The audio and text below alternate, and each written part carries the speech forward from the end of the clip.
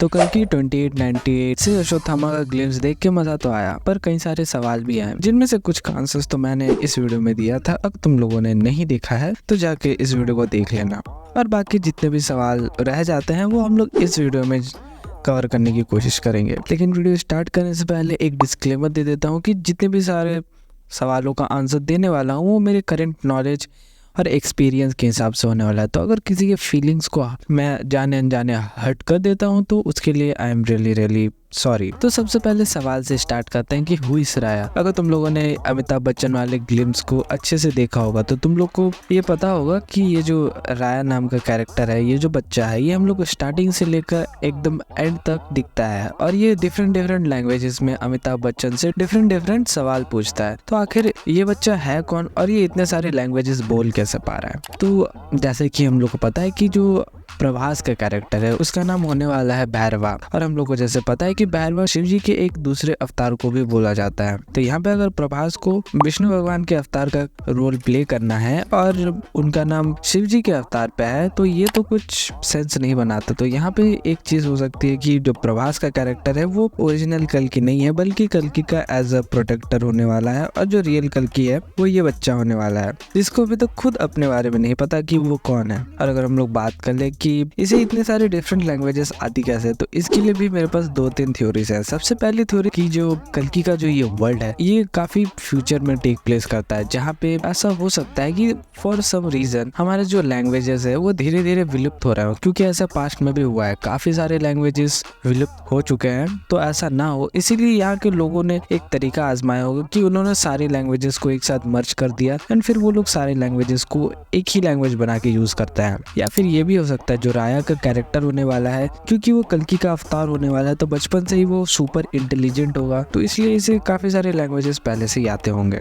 तो यहाँ पे एक तीसरा रीजन भी हो सकता है, क्योंकि देखो ये मूवी एक पैन इंडिया मूवी होने वाली है, तो हो सकता है ये बताने के लिए कि ये मूवी हम लोग को डिफरेंट लैंग्वेजेस में देखने को मिलेगी, यहाँ पे राया के कैरेक्टर को यूज किया गया है। बाकी हो सकता है कि मूवी में ये सिर्फ हिंदी बोलते हुए नजर आए, या फिर जो लैंग्वेज में ये डब होगी वो लैंग्वेज बोलते हुए नजर आए। ये सिर्फ इस कैरेक्टर इंट्रोडक्शन ग्लिम्स में ही डिफरेंट लैंग्वेजेस बोल रहा था। बाकी ये मेरा मानना है, तुम लोग को क्या मानना है वो बताना। तो जैसे कि मैंने बोला कि जो राया का कैरेक्टर है हो सकता है ये ओरिजिनल कल्कि हो, जिसको अभी तक अपने बारे में पता नहीं है। तब हम लोग को पता है कि ये बच्चा कल्कि होने वाला है, तो प्रभास कौन होने वाला है? तो मैंने इसका आंसर तुम लोग को ये वीडियो में दे दिया था। अगर तुम लोगों ने नहीं देखा तो अगेन इस वीडियो को सबसे पहले जाके देखो, क्योंकि इस वीडियो में मैंने काफी सारे मेजर क्वेश्चंस के आंसर दिए थे, एंड मैंने अश्वत्थामा के पास्ट के बारे में भी बताया था कि उनका पास्ट क्या है, उनसे ये मणि कैसे छीनी गई, एंड क्या क्या चीजें हुई थी जिनके कारण अभी वो इस सिचुएशन में है। तो इस वीडियो को अगर नहीं देखा तो ये वीडियो बहुत इंपॉर्टेंट है इस वीडियो को अच्छे से समझने के लिए, तो जाके पहले उस वीडियो को देख लेना। Coming up to the Prabhas का कैरेक्टर, हम लोग बात कर लेते हैं कि प्रभास के हाथ में जो पोस्टर में और पहले वाला अगर तुम लोग को याद हो कल्कि का ग्लिम्स आया था, उसमें एक सीन में हम लोग प्रभास के हाथ में ये स्टिक देख सकते हैं। स्टिक नहीं बोल, मोर ऑफ हम लोग बोल सकते हैं वेपन। तो ये वेपन है क्या? क्योंकि ये सेम वेपन इस पोस्टर में हम लोगों ने अमिताभ बच्चन के इस पोस्टर में और कैरेक्टर इंट्रोडक्शन की इस पार्ट में देखा था, और हम लोगों ने जो कल्कि का पहला ग्लिम्स आया था उसमें भी हम लोगों ने इस पार्ट में देखा था कि कैसे जो अमिताभ बच्चन का कैरेक्टर है वो अपने एक ही स्विंग से इतने सारे बंदों को हवा में उछाल दे रहे हैं अपनी ये वेपन की मदद से। तो ये वेपन है क्या और ये वेपन की पावर्स क्या होने वाली हैं? तो जहां तक मेरे को लगता है ये एक एशियंट वेपन होने वाला है, जिसमें हो सकता है कोई ना कोई बहुत ही सुपर नेचुरल सी पावर होगी। वो तब प्रभास के कैरेक्टर को देगा जब प्रभास विलन से लड़ रहा होगा, और कहीं ना कहीं फिर अमिताभ बच्चन को ये आभास हो जाएगा कि जो प्रभास का कैरेक्टर है वही ओरिजिनल प्रोटेक्टर है कल्कि का, तो उसकी मदद करने के लिए ये वेपन इसे देंगे। लेकिन यहाँ पे और एक चीज हो सकती है, इस चीज को मैं वार्निंग देता हूँ, ठीक है? इस चीज को मैं एकदम क्लियरली बोल रहा हूँ कि बिल्कुल सीरियसली मत लेना, ये खाली मेरा एक अनुमान है, ठीक ना? मेरे मन में आया तो मैं बोल रहा हूँ। तो यहाँ पे मेरे हिसाब से ये जो है ये ब्रह्मास्त्र हो सकता है, या फिर ब्रह्मास्त्र का एक अंश हो सकता है। क्योंकि देखो अगर तुम लोगों ने पुराने वाली महाभारत देखी है जो कि बहुत पहले आई थी, ठीक है, तो उसमें एक सीन में दिखाया गया था कि जब लास्ट का जो कन्फ्रंटेशन होता है अश्वत्थामा और 5 पांडवों के बीच में, वहाँ पे वो एक तिनके की मदद से ब्रह्मास्त्र को प्रकट कर देते हैं। पुराने टाइम पे जितने भी योद्धा थे वो किसी भी चीज से अपने हथियार बना सकते थे, उनको खाली मंत्र बोलना होता था सही से और वो हथियार उनके हाथ में आ जाता था। कोई तो बिना किसी ऑब्जेक्ट के भी बना लेते थे एंड किसी को सहारा चाहिए होता था किसी ऑब्जेक्ट को, ताकि उसे वो उस हथियार में ट्रांसफर कर सके। तो जैसे हम लोगों ने अश्वत्थामा को पास्ट में देखा हुआ है एक तिनके को ब्रह्मास्त्र बनाते हुए, तो हो सकता है कि वही सेम चीज का यूज करके यहाँ पे जो ये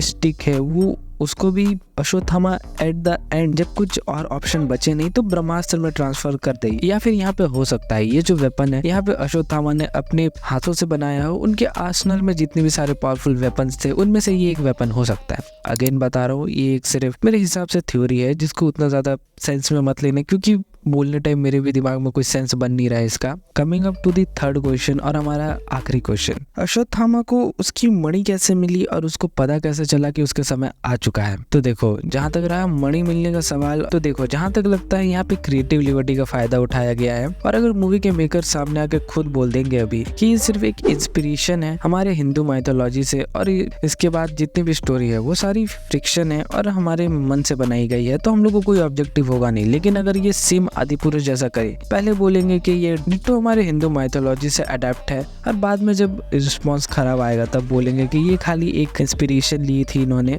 तो ये कोई सेंसेबल चीज होने नहीं वाली। ठीक है, तो यहाँ पे हो सकता है कि इन्होंने क्रिएटिव लिबर्टी का फायदा उठा के ये सब चीजें की हों। लेकिन यहाँ पे और एक थ्योरी आती है कि ये लोग हो सकता है हम लोग को जो कल्कि का वर्ल्ड है वो हम लोग को एक अलग यूनिवर्स में दिखाया है जहाँ पे श्री कृष्ण ने अश्वत्थामा को उसकी मणि वापस कर दी थी। लेकिन ये स्ट्रिक्टली कहा था कि इसका यूज तभी करना जब सही समय आएगा, और सही समय तब आएगा जब कल्कि स्वयं इस पृथ्वी पे अवतारित होंगे।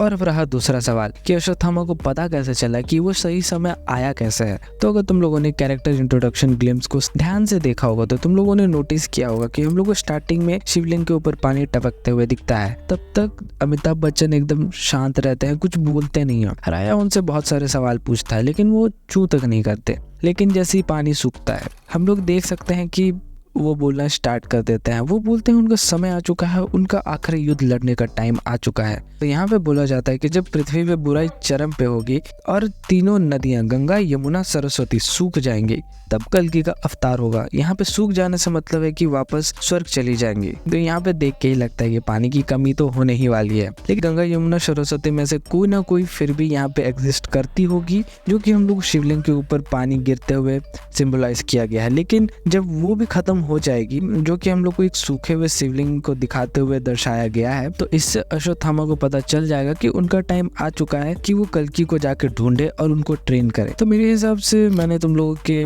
काफी सारे क्वेश्चंस का आंसर दे दिया है एंड आई होप कि मैं तुम लोग को अच्छे से समझा पाया हूँ। वीडियो आई गेस काफी लंबी बन जाएगी, पता नहीं। तो अगर तुम लोग को ये आंसर्स पसंद आए या फिर तुम लोग के मन में कोई और डाउट है या तुम लोग के मन में अपने कोई आंसर्स है तो मुझे कमेंट्स में ज़रूर बताना, मैं रीड करना ज़रूर पसंद करूँगा।